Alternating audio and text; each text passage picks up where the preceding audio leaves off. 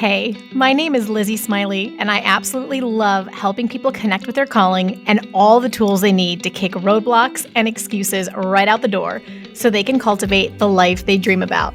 If you want to launch, grow, pivot, or scale your Etsy shop, or you've always wanted to develop the mindset and skills to run your own business, then I'm your girl. I've had that entrepreneurial spirit going strong since my very first lemonade stand, and now I'm a work-at-home mama with multiple online companies and a full-time Etsy shop, all while being present with my kids for the everyday chaos and most important milestones. On this podcast, we'll talk about all things business, mindset, Etsy, creativity, dazzling our customers, and so much more. There's plenty of room at this table for you, so scooch on in and let's go. I'm holding nothing back. Welcome to How to Sell Your Stuff on Etsy. I'm so glad you're here. Hey guys, welcome back to the podcast. I am so excited because my friend Brittany, who is my brand photographer, like so many of you guys have freaked out about the photos I released this year. I literally went and did a half-day brand shoot with her. She crushed it, and I feel like it's elevated my entire like you've seen them on Instagram, you've seen them on the new podcast. What is it called? Cover Photo, the website. She did such an amazing job. And so I am super, super excited. I talked her into coming to share some photography tips. And I also wanted to introduce her to you guys because she does product photos. Like she does incredible product photos. I'm about to hire her to take some memory box pictures for me because they're not converting. Even me, hundreds of thousands of dollars later on Etsy. I know when I need to bring in bigger guns because I'll convert better. So we're going to have a chat, share lots of great tips with you about taking photos. I feel like she really just like peeled back the curtain and shared some stuff I've never heard before. And some of you who love photography are going to absolutely geek out. Some of you who are struggling are going to get some tips to just take some better photos. And some of you are going to realize that you need to do what I'm doing and just hire her because we will make way more money if we do that. And we will save time and stress because my product photos are tragic. Brittany Reynosa, I hope I'm saying that right, I should be, is the founder of Bricks & Co., a San Antonio-based brand photography and videography studio specializing in content that helps businesses sell. Hear that? Convert, sell. From styled product photos and lifestyle shoots to video content, when she's not behind the camera, Brittany is busy running her studio, The Loft, or spending time outdoors with her husband and kids. So this is a super, super fun conversation. Like, sit back, relax, enjoy, and please help me welcome Brittany to the podcast. Brittany, hey, welcome to the podcast. Thank you for having me. I'm so excited to be here. I have been looking forward to this for how many months now? For many months now, since you did like the most incredible brand shoot for me of all time. Like you wouldn't believe, everyone listening to is like yelling right now because they love your photos so much. Y'all, this is my girl who did my pictures. And we had way too much fun. I know I did. You were like working, right? But you made it so easy for me. We just had, I don't know. So if that's actually true, I love it, but we just played. For me, it was just play. That's my goal though. Like I want people to be comfortable with it. So I'm glad that you were, and it was like fun for you. Okay. And so obviously not everyone's going to like fly to San Antonio, although you could fly to San Antonio. You could do a photo shoot with Brittany and we could meet on the Riverwalk for whatever you like. You know, it was espresso, a margarita, whatever it is. If y'all come to San Antonio, you got to let me know, assuming I'm there because half the year I'm not. But Brittany, I didn't realize when I got there because I saw all of your stuff online about your gorgeous, well, no, it was a friend of a friend. It was BJ Bellarado, who probably isn't listening right now because she doesn't do Etsy at all, but she's an old friend, a mutual friend. And you did her headshots and they were insane. Yes. Yeah, I did. Okay. So I didn't know. Yeah. Yeah. Well, she's more corporate, but yeah. I mean, she's honestly though, she's so photogenic. That girl's gorgeous. But then I get to your studio and you do like product photography. I'm looking around. I'm like, my people need to know about you. This is insane because we're all over here on the struggle bus trying not to take the worst pictures of all time of our products. Yeah. No, yeah. And I love that too. I think I remember like we're shooting and then you're like, okay, hold on. Wait, you also do this? Like, yeah. I'm like, I've got to introduce you to a few people immediately. Yay. Yeah, no, I love it. Okay, well, and it's all over your Instagram. It's absolutely gorgeous. Your product photography, as someone who literally like makes their living selling products through basically through photography, it like stopped me in my tracks. It's gorgeous.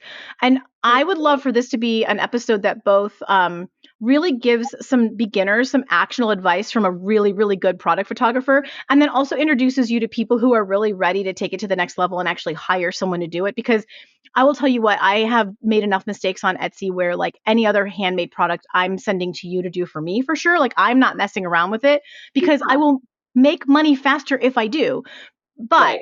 roll it back because everyone's starting at a different place. I like it to be really accessible to everybody. Like from your perspective, your experience, what is that biggest key in photography, videography that causes the conversion? Because you can take a beautiful picture, but that's not necessarily going to sell the thing. So give us some of your tips on that. So I think what we really like doing for people is I don't love doing like the white cutout Amazon style. That's what I call them, photos, which I know are necessary, especially if you are selling on Amazon. And I'm not entirely sure with Etsy, but I know a lot of clients that I have that do sell on Etsy, they need some sort of lifestyle look to it. Yes. And I feel like I'm always trying to push that for clients. I'm like, anybody can take a great photo. No, I'm using that loosely, a photo on a Anybody. white background, a great photo. But I always tell my clients, we want to give your potential clients FOMO. I want them to see, let's say it's a candle. Tons of people sell candles. We shoot lots of candles, but I want somebody to see your photo of your candle and go, oh my gosh, I have to have that candle, because you can't smell a candle online. If you're Right. wanting to buy something online, you want it to look really good. And so whether it's a lifestyle photo where it's in use or it's being burned or what have you, but even just having like something around it just to kind of just give it that oomph, I feel like truly helps people. And I just don't think that when people are starting, they get that. Like they just kind of course, they see the cute photos online, but they just take a photo real quick of something. Okay, there it is. Here's what I sell. But I give this example all the time. If I go to a farmer's market and I have tried something, let's say it's a jam or it is a candle and I smell it. If I would have went to their website first and I saw their photos, I never, ever, ever would have stopped and gone, this jam looks like it tastes so good, because they have the photo. Like it doesn't give me that, like, I want to try that jam or I want to smell that candle or I want to buy this. We want to show people like in use. And I feel like that's where the conversion rate really truly happens for sure for people, especially for our clients with what they make, or if they sell it, or sell it, of course, but like if they've made it or it's something that they've crafted with their hands, or it's just something that they, I don't know what the correct term is, but like if they get it from another company and then they do something to it and then they sell it, we just really want to show it in use. I feel like that's truly what helps the conversion rate for sure. It's amazing to hear you say that because like as someone who's kind of behind the scenes and understanding what Etsy is suggesting and has tested so many things, you're right that on Amazon, you want the white photo, the white background photo. And frankly, we need that in our photo galleries, but you never do it as the first picture. As like an Etsy strategist, I'm loving what Right. you're saying because that lifestyle photo is what's going to that's how you break through saturation. You Yeah. evoke an emotion, you create a feeling that, and I love that you use the word FOMO in that first photo that just stops the scroll, right? Like it's like this whole thing. So that being said, like let's say someone is going to try to I have so many ugly photos that I hope you never see of me trying to set up my own. This is why I'm just like, no, this is why we hire someone who knows what they're doing. But like trying to create that lifestyle thing, and really it's so ugly, Brittany. Are there a few things that you look for in order to create that right feeling? Are there some like do's and don'ts or things that you would never include? Oh, and this is another thing just to throw another wrench in the middle. I got decent at setting up my own house to sell these signs, right? I would stage it interior design wise and take pictures of the signs. If I didn't do it carefully, I would get DMs from people asking if something else in the picture was for sale. Oh yeah. Yeah. That's a big thing for sure. I also feel like that's really big with other things that we shoot, and like, I don't know, let's say it's a martini or what have you, but you're not selling like a certain mix that goes in it. That's why people are really careful about like hiding certain labels and kind of things like that. So when we do it in a more lifestyle setting, we definitely want to just only try and focus on your product, and then everything else is just kind of like a silhouette kind of style around it, where your main focus is on your actual product. So I feel like when it's a sign, that's probably kind of harder because you're like, if it's just hanging on the wall, it's like, meh, boring. But if you do have other things around it, it does help it, right? It makes it look more lifestyle realistic. But I feel like if you're doing something smaller, if you're just focusing on that and then everything else is just kind of like around it or faded or what have you, it's focusing on your product. But I would say my biggest one is if you are going to do it on your own would be lighting. Obviously, we don't all have access to like really great lights or, things like that, especially if you're a small business or if you're just starting out. But natural light, even I shoot natural light with a lot of my products. So if you can get beside a really great window, you can get some great photos on your own. I mean, still reach out to me. Just kidding. Yeah, and for some people that's the best choice, right? But Yeah, I know it was like if it was like 5 p.m. and it was just a little bit diluted through the window, I would get some decent pictures. yeah, yeah. So I think that would be like my number one because again, if you're a small business, you're probably not investing in a photographer, maybe not yet, or you're not investing in your own photography equipment, right? Because that's what I usually try to tell people too is like, this is not your specialty. Your specialty is creating your product. And my Yes. specialty is like photographing your product for you. So don't try and stress about that. Let me worry about making it look good. And then you're just creating your own thing. So, but lighting would be for sure number one. Okay, I think that's great. And then the other thing that I learned that was kind of hard for my brain because it doesn't come naturally is that the other items don't have to be fully, I don't know what you call it, like they don't have to be fully in frame. Do you know what I Yeah. mean? Like so the one thing that people always wanted to ask is if the wreath in the picture was for sale. And so I adjusted the photo so that the wreath was kind of cropped. It was still there to create the aesthetic, but not showing the Yeah. entire prop. And then they still ask or they didn't ask No, after it you tried. helped. It helps stop that a little bit. Yeah, so that's why like usually we just try to want to do like a silhouette basically of so it's like your product is the main when you're looking at it, like that's what the eye sees first. And then it might have something small, like maybe there's a ladder with blankets on the side, or there's like the Oh, edge of a couch, or kind of things like that. Because then they're not going to be asking about the other things. Of course, you're probably still going to get the occasionally. random Sally who's like, is that ladder for sale? But just to kind of silhouette it is like a really great term, I guess you can use that would be easy for people to grasp that concept of doing that on their own. Okay, super beginner question, Brittany. What do you mean? What is a silhouette in Basically, photography? so like if your main product is here, right? And then we want Okay. just little bits added all around it, like a silhouette kind of going around where they're not important or they're important because they make the photo, but this is like your main product. And then everything else is just kind of around it. But again, like if you did the wreath and you kind of cut it out, it still makes the photo, but it's not the main portion of your photo. That way people won't be asking about it. They'll just be Okay. asking about your I hear silhouette and I think of that like black. I Do you know what I mean? know. Like when we were yeah. You're like tracing out the line of their face. Exactly. Yeah, I was like where yeah, it literally shows like the exact we had those as kids, right? I don't know, my Yeah, grandparents yeah, had that's those hanging on the wall with them. exactly. Actually, everything being so vintage now, I bet if we had creative ways of doing that. Okay, so somebody needs to go create silhouettes but use the patchwork trend. If you know, you know. Some of you know what I'm talking about and you need to go do it. That's just my brain.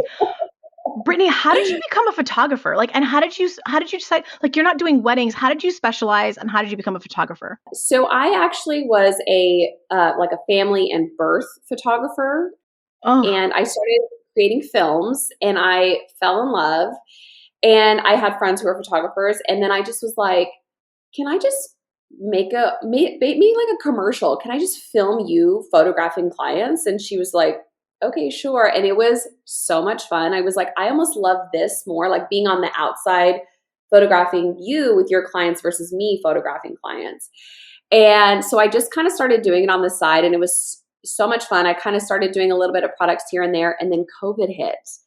And of course, nobody wanted a birth photographer. Nobody wanted their newborns photographed. So I was just in this like, oh my God, what am I going to do? Like, I need to make money. And I just kind of rolled with it. And I just kept doing more and more products. And then I started incorporating like product films and more brand films. And I told my husband, I was like, I'm going to jump ship. Like I tried to hang on to it for so long, like the families, and I do love doing them, but my passion was just so into brands and products. And there's a market for it. I mean, it really is like, even as a business owner myself, like I need brand photos and I need a brand film. And so I don't know. I love it. It's so much fun. I still get my occasional families that I've had before, like, can you still photograph us? And I'll do them every now and then. But I don't advertise it anymore. I just do the brand films, brand photos, and the product film and photo. It has like taken off. Like I love it. It's so much fun. It's really been a blessing. I think it happened the way it was supposed to happen for sure. Did you literally study photography or are you self-taught? How did that happen? So I started doing photography in high school. I actually like took some of my friends like senior photos. What? I did my first wedding when I was 17. It was like my friend's daughter getting married, and they were just like, "Can you just take some photos at our wedding for us?" And I'm like, "Okay, sure." And it was fun. I did a few weddings, but I very quickly was like, "This is not like I think you just have to know you want to be a wedding photographer." Because Oh I was like, gosh. I don't like this at all. And then I stopped for a little bit. I actually was a paralegal for a couple years, which I love and I actually miss. But then I had my son and I was just like, there's no way I can't go back. Like I can't. So I went back and my husband was like, if you're going to do it, do it. Like jump in with both feet. And I'm like, we did not have savings for that. I mean, we were a young couple with, kids. And I'm just like, okay, let's do it. And it was amazing. I'm so glad that I did it when I did it because I feel like that kind of forced me to like just keep going kind of thing. But yeah, it was fun. And now here we are. So I mean, it's amazing. But what I love about that is like you're just like us. We all had, so many of the people listening and myself, it was a big life change for me having kids, forced me to yeah, pivot. You know what I mean? And I was, already self-employed, but having to really find something that fit the lifestyle. And I love hearing stories of other ways that parents have done that. yeah. And just the fact that you do products, I just have never met a product photographer. It makes me so happy. Okay, Oh, if you were coaching someone who wanted to learn product photography, like not so much just an Etsy seller, like let's say someone wanted to follow into your footsteps, they were your apprentice. What are the first three things you'd want to make sure that they learned and knew and mastered? I would lighting is always going to be my number one thing Okay. because I feel like that's most important because you can take a really great photo and some really ugly lighting and it's not going to look the same. And then if you just alter it or you add in great lighting, it's gonna make or break your photo, right? Like, so I feel like lighting is number one. I hate to say this because I do feel like that you can do with what you have, but Yeah. I am really, really big on investing in my gear. So I will probably be the first one. If you're like, should I buy this lens? I'm like, yes, you should. Okay. I just feel like investing in like a really great lens. Like if you already have a pretty decent camera and you have a really great lens and some great lighting, like you are going to make it. Like you're going to do great. So I feel like lighting and lenses are definitely like top two for sure. But I would definitely recommend doing more spec work. And that is literally just playing around in the studio, shooting some other stuff just to kind of one, see what you like to shoot. Like maybe you want to shoot more skincare products, but you don't know how to. No one's going to hire you to shoot skincare products if they don't really see any of that work on your website. So go grab some stuff, some cheap stuff or whatever, old stuff, used stuff, whatever, and play around and shoot with it and see what you like, lighting wise, setup wise, kind of things like that. And that's something that I'm even trying to get more of. Like, I would love to do more food and beverage photography. And I have a handful of that on my website. So I can't really just keep showing the same one over and over. So I'm like, you know what? I'm going to do more spec work. I'm going to go buy some cookies at the grocery store and set them up and do some photos and, just like little things like that. So that's Wow. like Yeah. even I'm wanting to try and do more of, but that's something I would recommend for somebody else starting out. Just go play, go have fun, experiment, do whatever you want to do. I remember when I was in your studio, it was like we mid-afternoon and you had this wall of gorgeous windows. And we were Yes. trying to get, I'm not trying to make you remember this shoot. I'm just like we were trying something was wrong about the lighting. And I think you just changed my angle and then you moved. Is that Yes. like kind of a bit of a pro tip? I feel like that's just like as photographers, so if you're shooting natural light, you're going to follow how the light flows, right? So later in the day in our studio, the lighting actually where it hits the windows, we get like weird shadow, not weird, they're actually fun and funky. But if you're going for a certain look, you don't want to be right there where that harsh light's coming through anymore. So a lot of times I'll be like moving you away into that softer light, having you turn. I'm going more towards the window. it is going to give it a different look. And that just all goes back to the lighting. Like it really will make or break your photo. If I kept you in that really harsh light right there that we had been shooting in earlier in the day, it would have been really harsh lighting on you. And that's not the look that we were going for. We wanted all of your session to be that cohesive, really soft, fun, bright light that we had for you. Do you remember, I should have asked this ahead of time. Do you know offhand, like what's the lighting kit that you really like for the gear? So, and I'm going to be totally honest, I do a lot of natural light for a lot of my products. Cool. I feel like the clientele that I do draw loves the natural light look. Yeah, they do. But if I were going to, or when I do use lighting, I will use some strobes and things like that for certain types of products. Like for example, if I'm shooting jewelry, I do some with a natural light. I don't know. I'm so drawn to natural light. I just love that soft and natural look that it has. But I will use some strobes. I use alien bees. And again, if you're not really into photography, you're gonna be like, I don't even know what she's talking about.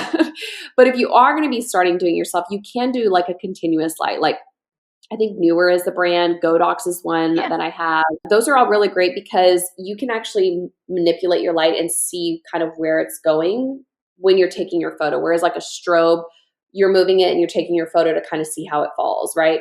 So I feel like if you're just going to be starting out, something like that, even some cheap ones that you can get on Amazon would be really great for you if you were starting out. But yeah, you can't, natural light is just, it's just so You can't good. beat it. What about lenses? Like what lens do you, like when you were saying, because you were saying before a good lens, and someone like me is like, I think a good lens is my iPhone. It's the most up-to-date lens that I own. Do you know what I mean? Like, what do I know? So what do you mean by a good lens? So I love using prime lenses. So I actually love using a 50 millimeter 1.2 lens. That's like my dream go-to lens for anything that I'm using. But I also do a lot of film work. And so I will do videography with my 50 millimeter, but I do my 24-70. It's a 2.8 millimeter lens. It's gorgeous. And I'll actually even shoot with that sometimes too. A 35 millimeter is also a really great prime lens that is probably going to be cheaper than the other two. And that one would be a really great one for people to grab for sure. And brands don't matter so much. It's more about like what will it do visual wise. Brands are definitely a preference per photographer. So I actually started out as a Canon shooter. About 8 years ago, I switched over to Sony, and that's what I've been using until this past year. I switched back to Canon. So here I am buying Canon glass lenses all over again. It's pricey, but I knew I kind of always wanted to go back to Canon. I actually switched to Sony for videography, but now I've switched back over to Canon. I just love it. But to each their own. I know there's going to be Nikon users out there going like, Nikon's the best. So okay, it really but you know what? They're falling in love with you right now because they can geek it. You're actually talking to these people want to actually hear, you are making their entire month because no one will geek out with them about which lens is the best. I freaking love it. Oh, good. Okay, thank you so much for that. I think that's really helpful. Also, for someone like me, do you know what that conversation says? I shouldn't even try to figure it out. I should just call Brittany. That is what you're teaching me right now. Okay, what about like beginners, like those? Because we've got some bootstrappers. I know when I was first starting Etsy, there was no way. I graduated into being able to like pay for help, but there was no way in the beginning. What are the most common mistakes you're seeing with amateurs? I already know what you're going to say, but honestly, the repetition is really healthy for us. Amateur product photography. What are the biggest mistakes? And so she's going to say lighting.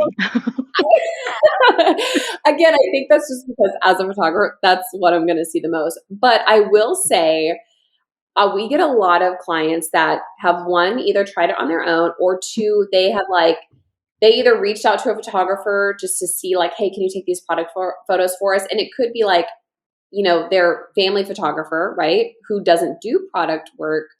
They're like, can you just try this out and see, right? And so then, of course, they don't know what they're doing. Like, not all photographers are created equal. And so they get these photos back and they're like, oh my gosh, our family photos were fantastic. What is this? Like, we don't know what this is. Or they reached out to like their neighbor's cousin who has a camera. Right. We get a lot of, actually, I feel like a lot of them will do them with their phone, which is fine. You can take great photos with your phone, whether it's iPhone, Android, whatever. But I feel like it's a lot of like, they just like roll out a white backdrop and they just set it on there and they take a photo. right? That's not going to be cute. It's not going to look like what you see online. And I think that a lot of people see product photography and go, that's so easy. But then No, when you it's really not. get down to the nitty gritty, you're like, oh, this is actually like kind of hard. Like there's a lot that goes into play. It's not just like setting it right there and taking a photo really quick, which it does look like that. So I feel like that's when you know a photographer did a good job, because it looks like it would be easy to just, why can't you just set the candle right there and take a photo? But it's going to be lighting for sure. That's going to be the number one thing. And then I do feel like how they do some of their lifestyle setups would be, and I haven't seen what yours were for the sign, but like you I'm said, not like going to they'll let just, you. that's, Just kidding. I'm going to be Googling all of it. I'm just kidding. But I feel like they just kind of throw something up real quick and they just set their product there. And then it's kind of like a muddy mess of like if you were looking at like, what is their, their product or whatever. That's what we see a lot of too when people first come to us. Are you a print on demand or digital product Etsy seller who's tight on time or still learning all of the Etsy secrets? I totally remember the days of having no idea what product to create next before I learned how to make those informed decisions so I can really identify with where you're at. I know how stressful and frustrating it can be to just create listing after listing and see little to no results. You wonder what you're doing wrong and you just want someone to tell you what to create that's actually going to sell. Where are those opportunities? So let me give you a leg up with my weekly trends and opportunities report. You just join my membership, and every Monday, I'm going to send you an email with a list of exactly what is trending right now, with a video tutorial showing you how I found those trends and how to apply them in your shop. We're taking guesswork and extensive time off of your table. I'm also going to send you 5 print-on-demand and digital product opportunities that are growing in demand right now, helping new shops make sales and still have very low saturation in the marketplace. So your tight schedule, your newbie status doesn't have to hold you back anymore. I'm going to help you earn while you learn. You can grab my free demo to start and see an example of what the weekly trends and opportunities email looks like right from the show notes. See what you're going to get, and I will see you on the inside soon. And also to your point of like the beginner, and obviously needing to keep it simple, and we're going to do what we have to with what we've got. But that simple white background, unless you have a really, really unique product that there's not a whole bunch of competition for, there's no way you're going to stand out. Like Right. Etsy sellers need to remember that it's not, unless they're doing their own marketing, which in the beginning I think is overwhelming. And I think you need to master the Etsy algorithm first, because it's just, the reason I say that is because people get burned out from trying to do too many different things. You are being seen. Think about the customer experience. They're going to Etsy.com or they're opening up the app. They are typing something in the search bar. To your previous example, let's say like candle for mom, and they are getting literally 1,000 pages of search results. Right. And they're probably not even going to go that far down them. Right. You are one of, I should know the number, at least 20 something little boxes on the iPhone screen or on the browser page. And you have to somehow, with a product that is common, which is good because you want something that's in demand, you don't want to do something super obscure or no one's going to be searching for it. You have to then aesthetically stand out in a way that highlights your product, that actually makes people see what you're selling, but also makes it look different enough and sexy enough where they click on it when they've got all of these others to choose from. And Right. that is why having someone with an eye can make such a big difference, and why just having a simple white background typically isn't going to cut it. Right. Just I my feel like a lot of people that want that, they always say like, oh, and a white background. So I just tell them like, if you're going to want photos, like if you want the Amazon style cutout, that's different. And we can do it for you. It's just not something that I really love doing, if I'm being totally honest. But I'm like, I'm not going to just shoot it on a white backdrop and then be like, here you go. It's not, I'm what you're saying. Like I want your conversions. I want you to be able to sell these products. Cause I feel like then I've done my job, right? Like I've made your photos, your product stand out amongst all of those candles. I want somebody to go through it and go, oh my gosh, yep, that candle looks like it's going to smell really good, versus like it's just sitting on a table or the white backdrop. It's like, we want it to stand out for sure. it has to have that emotional connection. And so I always say, this is what I always teach for handmade. Your first photo needs to be a lifestyle photo, like what Brittany's talking about. Your second one should be the white background so they can really see exactly what they're getting. And then the rest of them, you should also have a video, by the way, and she does amazing videography. Or, you can use your iPhone and do a video, but you want to show the perspective of the product from different angles, especially important for handmade. And then the other photos should be other lifestyle photos. They could even be in the same setting, but from different angles, creating, just again, piecing together a three-dimensional concept in a two-dimensional space. So you've got to have the white, but you could even take a photo that Brittany did, remove the background, and have the white. You know what I mean? It doesn't even have to be part of the shoot per se if you didn't want it to. Okay, that's the other thing I was going to ask you. What tools do you find have the biggest effect on the end result? Like, is it lighting? Is it editing? Is it, I don't even know, like, is it the lens? We've kind of already talked about this, but I always want to ask from different perspectives because sometimes the answers just get richer. So I feel like once I take your photo, we edit everything, right? So everything is going to be edited before you see anything. So it might still look great straight at a camera, but there's a lot of things with product photos that even that I see, like when I look at other people's product photos, we're zooming in, we're taking out little hairs, so we're always trying to wipe down stuff before we put it down, but it's still inevitable, right? There's going to be like little hairs somewhere or something. Or we get a lot of and this happens a lot with a lot of beginners, is their labels aren't as great as they would want them to be. So we're having to go in and we're editing labels and we're a lot. Yeah. So, but that's me, right? Maybe not everybody will do that. A higher end, obviously, they're going to definitely take care of you for that for sure. But I don't want somebody to come to me and then I did their photos and then they were out in public and someone's like, why she didn't even edit this logo that looks all crazy, or something like that. So I want your photos to look really good, whoever is going to see them. So editing is a really, really big, important part. So nobody ever really sees we call them raws. No one's going to see the raw photo of that we took for you. So Capture One is a really great program. Lightroom, Photoshop, all of those things are really great programs that we use for our clients. So I just feel like if you're going to be doing it on your own, I would probably invest in one of those. And you can even do them on, I think Lightroom and Photoshop are a mobile app now that you can kind of edit little things out, but it's just really beneficial. It just kind of helps the photo, I feel like. But yeah. Do you have any tips on filters and brightness? So we try to edit as true to color as possible. Because people go crazy with filters. They need to hear this. Well, and here's the issue is that, so when I did family photography, right? So this was 5 years ago. It was very into it was very warm and rich tones, things like that. I can't carry that over to product photography because if I'm trying to sell this painting, I'm not trying to sell. If you're trying to sell this painting and I photograph it and then I put a filter over it, which everybody calls them filters, but they're called presets. But if I put that on there and I'm editing, and then someone's going to say, well, I thought this was a cream color painting with green, and then you get it in person and it's blue and white and orange, so we don't want to alter what your product looks like.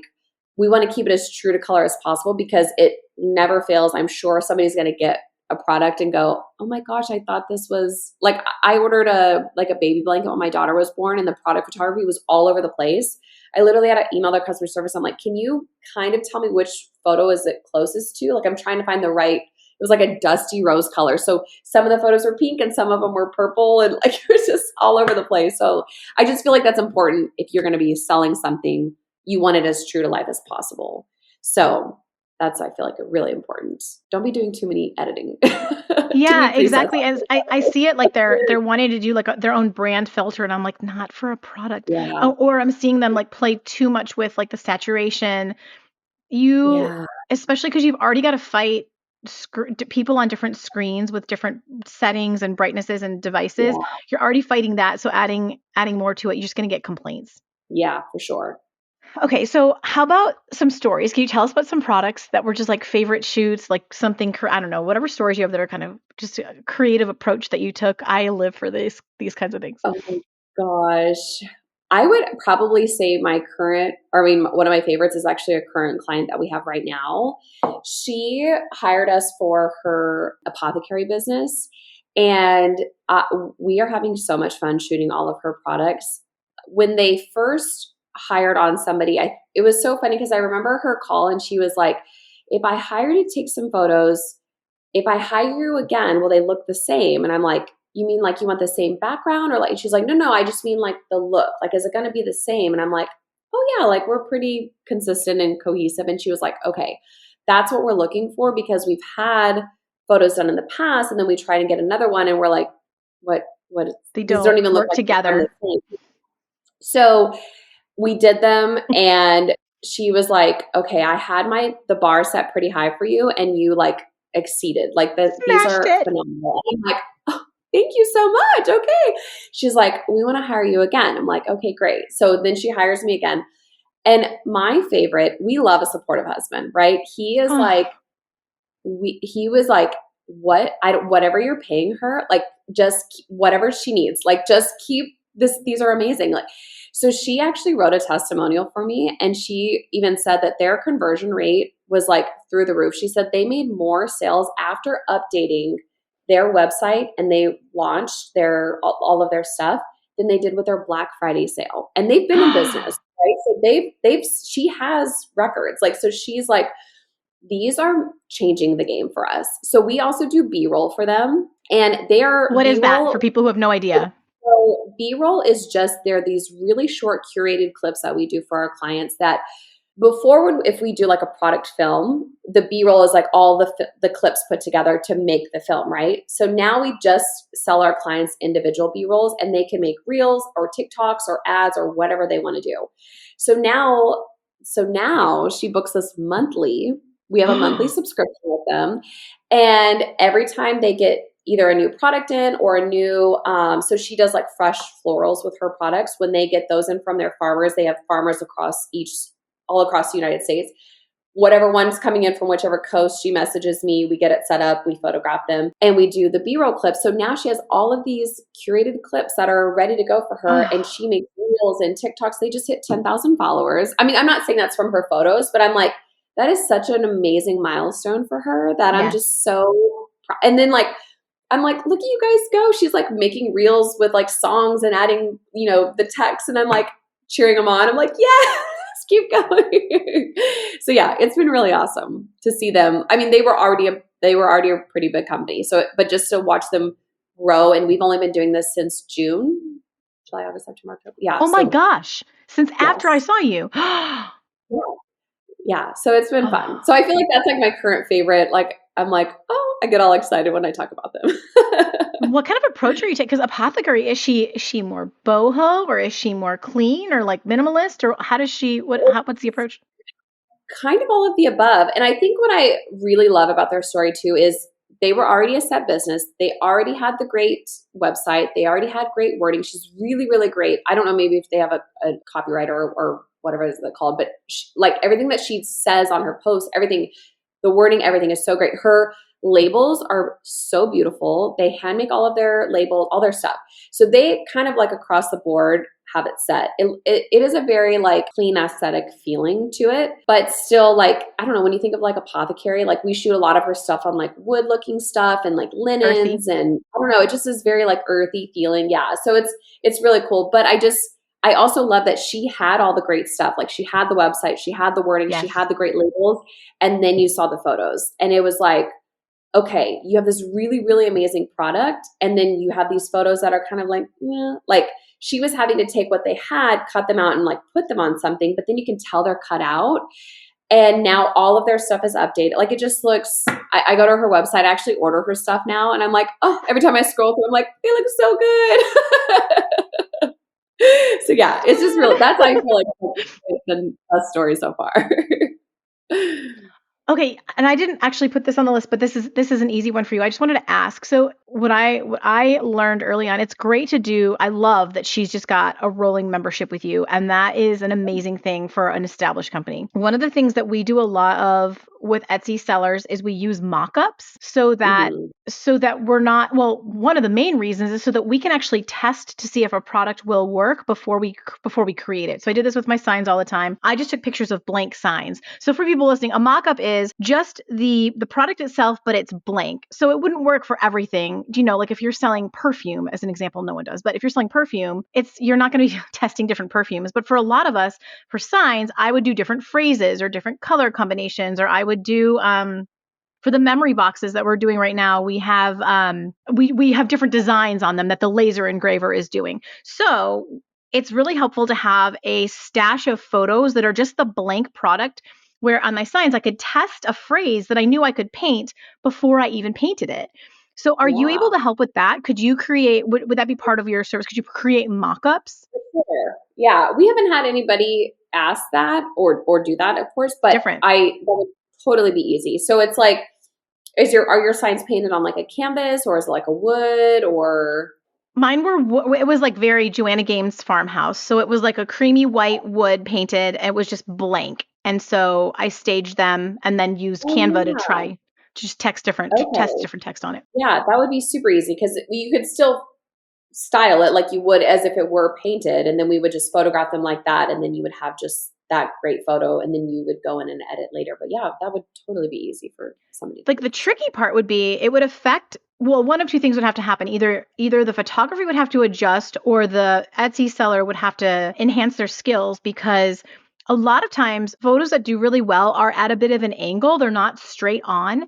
But if you're having to Mm, go into like Canva to put the, like, for example, we're doing these memory boxes, for example, for like pet memorials. So if I'm doing like a laser engraving of someone's pet, and I'm just showing that in like a mock-up, if the product is photographed at an angle, I then have to have a higher skill level to be able to go into Photoshop to edit the angle that I'm putting the design, to kind of contort it. I don't know yeah. what the word is, right? Yeah, I could definitely see that being an issue for sure. But if you were selling them, if that was like your main product, and that's like, let's just say that's all that you sold, or Yeah. one of the handful of products that you sold, I think it would be worth it to get really great photos. But I agree. I feel like you would have to have a really great editor to be able to do that, because even me as like a consumer, like sometimes when I look at products online, if it looks really weird photoshopped, I'm immediately out. I'm like, oh, because I'm like, it's not going to look, it's going to, I don't want to say fake. I don't know what the right wording is, but I'm just like, if I see it, I'm like, I don't think that's going to look good, because I can't tell what it's actually going to look like. So I feel like if you were to do those, you could show them as a mock-up, but once you actually really create one, I would still get a really great photo of that to show this is actually what it's going to look like, but here's some different mock-up ideas that you could have for, one's a cat, one's a dog, whatever else you might have for the Well, and memorial. here's the thing too. I mean, Etsy does not, they have, people break this rule all the time, but they have a rule saying that, like, let's say, okay, my custom memory box for a cat. I Mhm. am not supposed to have my first picture of the photo gallery say like your design here, your cat. I'm supposed to show an Oh, example of the actual. So like you said, make one, and then in the yeah. listing description and everything, and in the photo gallery, you're showing here's how you customize it. So that would be one thing. Like you need to be compliant anyway. Yeah. But the other thing, Brittany, is that what's really big are like smart mock-ups. You could literally have someone like Brittany do your photo shoot. Some of them are just super aesthetic and at different angles. And then you hire someone on Fiverr, or you develop the skill yourself to create a smart mock-up once. And then you're just popping, it's just you're not having to do the work every single time you create it. You've got it would be like a Canva frame in Canva, or in is it like what is it called in Photoshop or in Photopea? I wish one of my girls was here right now to tell me. It's called the words on the tip of my tongue. Anyway, the point is you I'm like, can create it where you're still just you're popping it in and going once you've got the file established in Photoshop. So there's ways to work oh, around it. It's called a smart mockup. okay. Yeah. I could That's see just that not, yeah, being you don't very have good. to worry about that, Brittany. They need to worry about it if they're, if they're going to go. That's off the photos. Well, actually, what could be really cool is I could find like someone to for you to like then refer them to. Do you know what I mean? Like, or I can, do you know what I mean? Like, here's part one, here's part two of how you go about it, Yeah. because it's something that we create all the time. In fact, when I was doing print on demand blankets, you had to use a smart mock-up. Generally, they've changed it a bit now to have a picture that looked real, that looked like actual photography, as opposed to like how you were saying, where you can kind of tell it's not, it's just a mock-up. Yeah. Yeah. You had to use the smart mock-up that because blankets have folds and they have bright places and dark, it's just, you can't just take a straight on picture of it easily. So it's an interesting workaround, but very, very doable. Interesting. Oh, that's cool. How do you, so like piggybacking on that, when is a small brand, someone who's just getting started, ready to hire out a professional photographer like you versus taking their own photos? How can they kind of assess their business and know they're ready for that? Or need to do that? Like your friend who literally made more when she did that than on a Black Friday sale. Client. Yeah. I feel like we're almost kind of friends though. Like her and I are you like, and me. oh my God, her, yeah. oh my God, right? Me and you, yeah, it's like that. I feel like I kind of get like that with my clients because we do work so closely with, like their baby, right? This is their baby. So I do feel like you can get away with some photos that aren't as good. Then, oh gosh, I'm trying to like not say like crappy photos, right? Like, but that's amateur photos. You get it with amateur photos. Yeah. I feel like you can get away with those. But here's what I always tell clients. When somebody is scrolling Etsy or Amazon or on Instagram, the imagery for your brand, that's what they're going to see. They're not reading the text first. They're not going to your blog and reading everything. We are just like humans naturally want to see really great imagery. So that is really what's going to stop them. If you're just scrolling through and you see an ugly candle photo, you're not going to stop and read about the candle. Now, if you went to the farmer's market and you saw it in person and you smelt it, that would be different, right? Because you're like, oh my gosh, this smells good, or this looks good, or what have you. And again, this is like across the board. If you have really beautiful jewelry and it's like has ugly photos, no one's going to stop at your post and look at it. So that's what I always tell clients, like this is the first impression that clients are going to get for you, especially selling online, because they have no other way to touch it, to look at it, do whatever. I feel like if you're not really making the sales with the photos that you already have, personally, and I'm not just saying this because I'm the photographer, I feel like this should be your first step. A great website, yes, obviously we know that we need that. But there's so many great ways that we can do. I mean, what is it? Squarespace is so user-friendly that you can throw up a website very quickly. Etsy sellers don't even need a website, Brittany. I don't even think they should start there. It's too overwhelming. Start with Etsy. You're already done. You've already got the website. It was free. Yes. And it's like, and I don't know how an Etsy website works, but I'm assuming it's similar to others. Like everything is so drag and drop now. You just drag it over it, drop it, you type in whatever. So I feel like you can get away with not oh gosh, I hate this because it's like, I know all my website people would be like, no, you have to have a great website. But I'm like, if you're selling the product, they're going to want to see it first. And I feel like this also goes hand in hand with how we offer stuff, because again, it's not always just like a point blank photo. We do the lifestyle ones where people are going to see it, where it's like, let's say it's a handbag, right? Sometimes you want to see how people are packing it, or maybe it's ceramics and they want to see how they're made, or, there's just so many ways that we want to show people. We just truly want to give them FOMO. Like that's my ultimate goal, is like, I want somebody to see it and go, oh my gosh, that looks so good. I need to have that right now. So I personally feel like that's the first step. It's the first thing that your potential client's going to see. They're honestly probably not even reading anything on your website to begin with. They're going to obviously read the description when they're trying to figure out when they're buying stuff. But on Instagram, even, like, people are probably just really honestly scrolling. That's all just for SEO stuff, right? Like people aren't probably really truly reading our captions that we work so hard on, or you use ChatGPT for, I don't know. So yeah, I feel like that should probably be one of your greatest investments for your business, especially when you're selling something online, is a really great photographer to get really great photos. Are you brand new to Etsy, about to get started, or struggling a bit to find your groove? What I'm about to say is just for you, okay? I can completely relate to where you're at because I think I can help you achieve success faster. When I first started my Etsy shop, it was not one of those success stories that we hear on the big YouTube channels, even on this podcast, where I just had crazy success and it took off right away, all right? I all but failed for my first 6 months, just like a lot of new sellers. And so it's very relatable. And the issue for me was I didn't understand demand, for one. I didn't understand SEO. I was way too broad in my search terms. And I didn't know how to position my product so that customers just couldn't help but click add to cart. And so once I learned those things, I went from making about $25 a month in sales to $6,000 a month and up. And in the holidays, I would even have $13,000 months, like at my shop's peak. And the thing about me, if you've been here for a minute, you already know this. I'm a terrible gatekeeper, okay? When I figure something out, when I crack a code, when I get excited, I cannot help but tell everybody who wants to listen. It's like either my best asset or my toxic trait. I can't decide. But I put everything that you need to know to fill that beginner knowledge gap into a low ticket, just under 3 hours beginner course that I have called 6-Figure Secrets to Getting Started on Etsy. In it, I'm teaching you how to find what's in demand for your niche, how to find and use trends, how to start your shop if you're worried about that part, SEO strategy to find the micro niches where the opportunity is, how to understand the Etsy algorithm, and a ton more. The whole thing is bite-sized videos, not long form, just small bite-sized videos, zero fluff and to the point. You could get the course today, go through the less than 3 hours over the next couple days, launch your shop this weekend, and have sales coming in as soon as Sunday. So let's get you the few missing pieces of the Etsy success puzzle, those little tweaks you need to make so you can start making the sales that you deserve, because I have never been more convinced that there is room at this table on Etsy for everyone. And the opportunity is so ripe right now. I am in the numbers, in the data every day, and my mind just keeps expanding on the possibilities, okay? So as a special treat, use the code SAVE50 to save $50 on the 6-Figure Secrets course today. That's $50 off with the coupon SAVE50. And by all means, DM me or shoot me an email when those sales start popping, because I want to celebrate with you.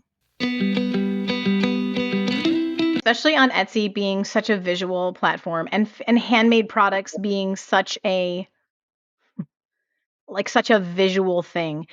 I mean, also, Yeah. do you know, you guys, even if you're in print on demand, you could send Brittany the blanks and have your own mock-ups. She could literally make you your own mock-ups that couldn't even compete with the ones, like the ones on Etsy can't even compete with what she could do. So like, I don't know, think of it beyond like beyond just even handmade. There's like so much potential that we could work together on. So speaking of that, what services do you offer? Like, what can kind of people expect or look for if they're chewing on this? So we mainly specialize in brand photography and videography, and then of course product and product videography. But I feel like they kind of go hand in hand, because let's just say you were local. Let's say you're a ceramic artist, for example.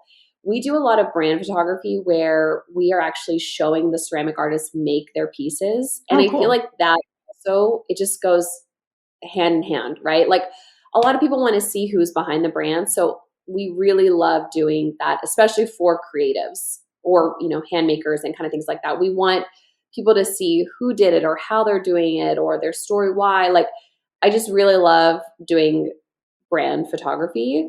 I love doing product photography, and we do that for a lot of people who do brand photography. So I feel like a lot of our clients are makers, right?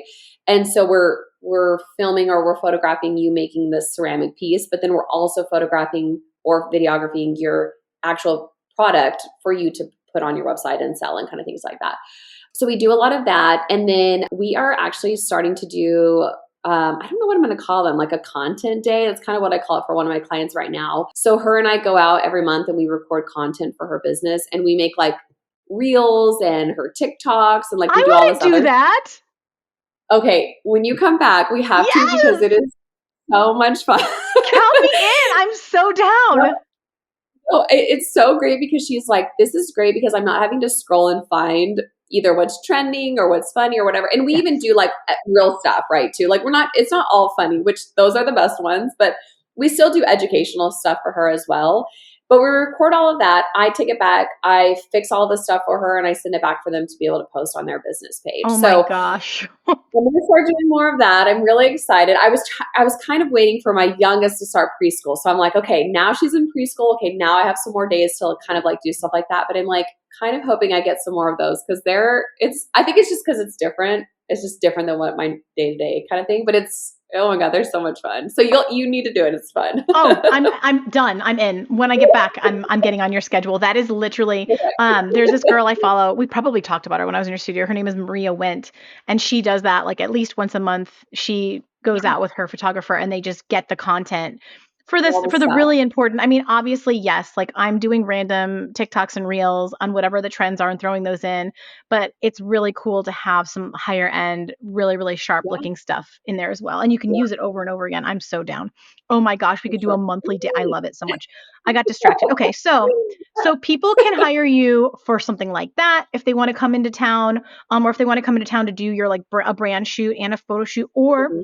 we can ship products to you and have you just do a product shoot as well, I'm assuming. Yes, I have people from all over ship products for their photo shoots. So you don't, and even when they are local, they usually aren't at the product shoot anyway. Mm-hmm. It kind of depends. Some of the businesses, yes, some of them no. But a lot of the ones that are just like products that they have that they're selling, they usually just ship them over to me or I pick them up somewhere local.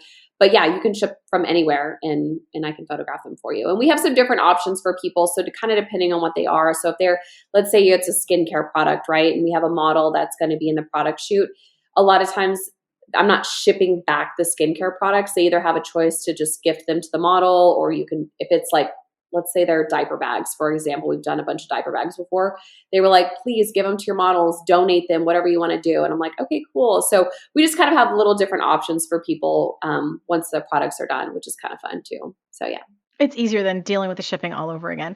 Okay, this is Yeah. amazing, and obviously your website is awesome, Brittany. I mean that was literally what I studied and combed through when I was making decisions and like looking at different people. Yours was actually the easiest website to navigate that I looked at. Oh, So good. I'm glad. I'm gonna link Good. your like yes, 12 out of 10. I'm gonna link your website for everybody, and then where are other great places to find you and connect, like the Instagram or whatever.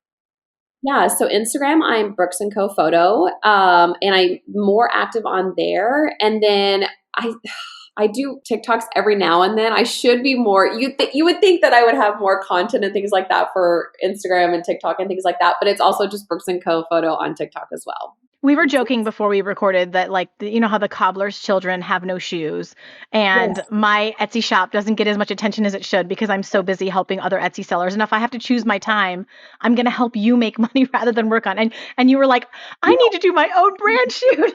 Like, I'm like, I don't have a brand shoot done. I don't even have a brand film. I always say I need a me for me, right? Like I need somebody to come record my reels and TikToks so I can post more. But yeah, no, I'm doing everybody else's. it's such a thing. It is such a thing. It's so relatable.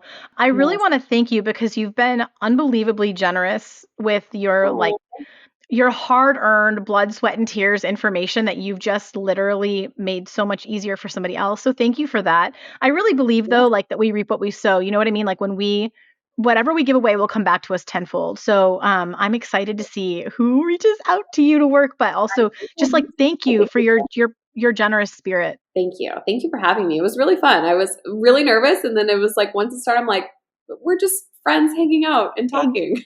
Okay, you didn't act nervous at all. I would not have known that if you hadn't told me. You were like just cool as a cucumber. Okay, cute little anecdote for people. When I arrived at Brittany's studio, we'd like chatted, but I hadn't met her before. And I roll up and I was like, I had tried to get I made a playlist so that we would get like different moods out of me. And I had like done my color analysis to make sure I was wearing the right colors for my brand shoot. And I get up and I'm like, and I like listen to stuff to hype up my vibe. And I get out of the car and I'm like, are you ready? And she's like, are you ready? And I was like, okay, actually, no, not at all. I thought I was until you actually made me face the truth. And you're like, wait. Maybe But not. you know what? You just picked it up from there and then you did it. You did it. It was great. Yeah, it was fun. We just laughed through it. We just smiled and laughed through it. It was great. And the actually 10 out of 10 recommend a playlist for anybody who's trying to get photos done. God. But so guys, thank you so much for hanging out with Brittany and me. I hope you have some great takeaways. I know I do. Like you just dropped so many gold nuggets and I cannot wait to come do more brand shoots with you. We've got memories ahead to make. Okay. So thanks guys. I love you so much. Until next week, go make something awesome. Take care. Thank you. And that's a wrap on this episode of How to Sell Your Stuff on Etsy. Thanks so much for hanging out with me today. If you're looking for more resources, head on over to howtosellyourstuff.com where you'll find podcast show notes, all the links from today's episode, the blog, courses, coaching, and more. If this episode was helpful to you, awesome. The greatest compliment I can receive from you is a rate, review, and subscribe on this podcast. Not only will it allow us to connect again on a future episode, it lets me know I'm providing you with value and helps other people find this content more easily. From the bottom of my heart, thank you for your support. Have a great day and see you next time.